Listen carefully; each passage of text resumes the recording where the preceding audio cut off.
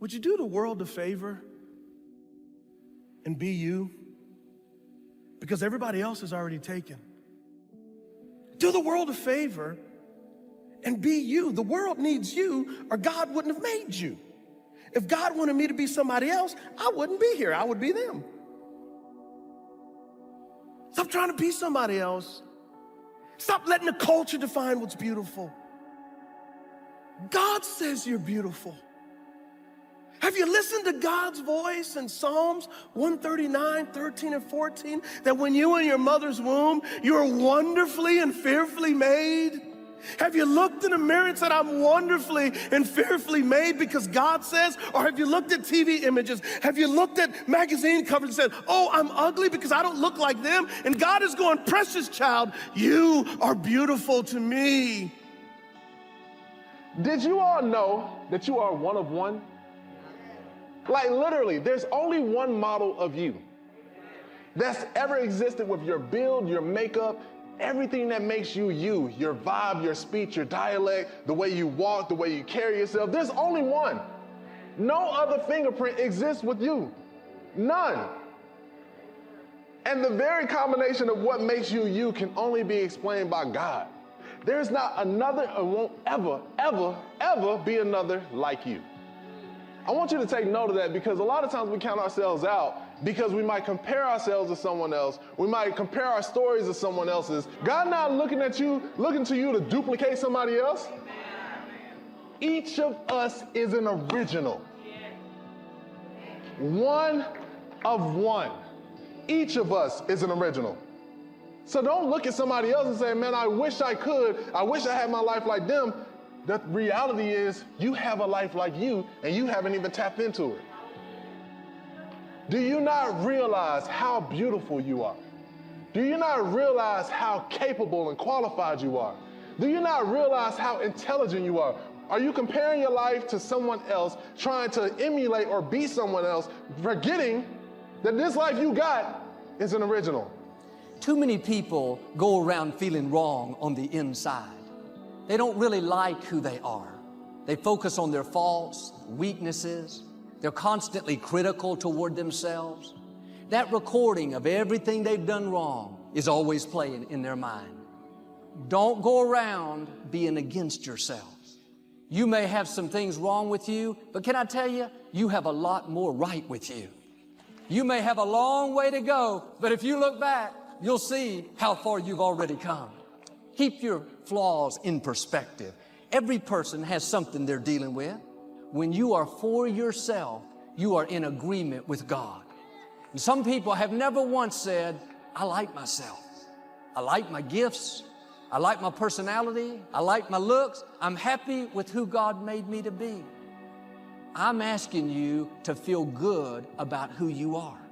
You may not be where you want to be, but you're on the way. God is changing you from glory to glory. Start enjoying the glory that you're in right now. You may have some weaknesses. We all do. Don't you dare go through life against yourself. God is saying today, you are my beloved son, my beloved daughter, in whom I am well pleased. Now do your part. Start putting on the breastplate of God's approval each morning. When's the last time you thanked God for how He made you? You see, we're so overwhelmed with what's wrong in our lives, we never thank God for what's right. It says, your workmanship is marvelous and how well I know it. God doesn't make junk, and He made you. When God laid out the plan for your life, He carefully studied it. He thought about what you would need and what it would take to get you there. He gave you the talent you need, the strength, the confidence. You are the right size. You have the right looks. You have the right personality. You come from the right family. You are not lacking. You didn't get shortchanged. You are good enough. You are talented enough. You are smart enough. You are attractive enough. You have been fearfully and wonderfully made. You're more beautiful than you can see. You have no idea how beautiful you are. It's true. God made you beautiful. You're beautiful. You're attractive. You're one of a kind. You've been crowned with favor. You're a prize. Have an image of victory. You're not weak. defeated, overcome by problems. You're a warrior. You've been armed with strength for every battle. You are full of can-do power. The forces that are for you are greater than forces that are against you. You're stronger than you know. Stronger than you know. You're settling for so much less. Life is hard, and do you know why it is? Because God made you strong. Let the world be weak. You were made to be strong. The next time you say, I can't, I want you to remember Philippians 4:13. I can do all things in Christ who gives me. Who told you you were weak? Not God. He made you strong. He made you powerful. He created you in His image. Now quit comparing your looks, your gifts, your success with somebody else and be you. You are powerful. You are amazing. You are gifted. Nobody can do you like you can do you. Are you going to believe what the world says about you? That unless you look a certain way, unless you talk a certain way, unless you do certain things, unless you cave into certain moral issues, unless you believe certain things, you don't matter, you're worthless. Are you going to believe what God says about you? Some of those two, one of those opinions isn't going to matter in eternity. Yes, it's good to admire people. It's good to celebrate their gifts. But don't get so caught up in who they are that you forget who you are. You are gifted. You are talented. You are one of a kind. Some of you believe this. You believe you're not talented and you're not gifted. And you know why I know that? Because that's what I used to think.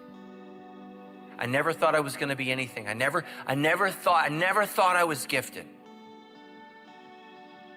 Just because you don't see your giftedness yet doesn't mean it's not there. But God doesn't create anyone without putting something significant on the inside. That's why the enemy works overtime to try to make you feel like you're not enough. I'll end with this poem by Russell Kelfer. You are who you are for a reason. You're part of an intricate plan. You're a precious and perfect, unique design called God's special woman or man. You look like you look for a reason. God made no mistake. He knit you together within the womb, and you're just what He wanted to make. The parents you had were the ones that He chose, and no matter how you may feel, they were custom designed with God's plan in mind, and they bear the Master's seal. Know that trauma you faced was not easy. It wasn't easy. And God wept that it hurt you so. But it was allowed to shape your heart so that into His likeness. You are who you are for a reason. You have been formed by the Master's rod. You are who you are, beloved, because there is a God.